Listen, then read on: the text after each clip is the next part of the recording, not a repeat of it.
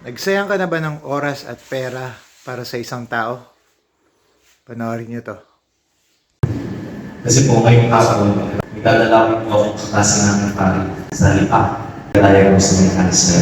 Mahalan na sulit. Tatawagin ko na lang kanya. Dati yung isang buwi, ay mahal ngayon, isang buwi, 1,000.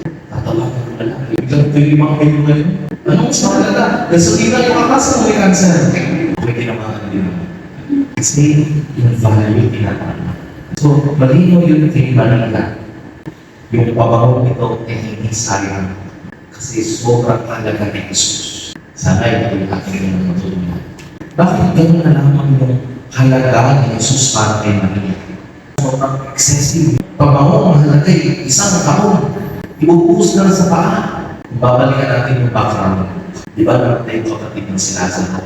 Tapos bibigay ni Jesus. Kaya yung ginawa yung ni Maria para sa kanya. Hindi ito sobra kung tutusin ko lang pa. Kasi itong si Jesus na hinuhugasan ng mayroon pa, ang bumuhay sa kapatid ko. Kaya ako'y nagpapasalamat sa kanya. Kahit gaano kamahal ako, ito'y tanda ng pagpapasalamat ko sa kanya.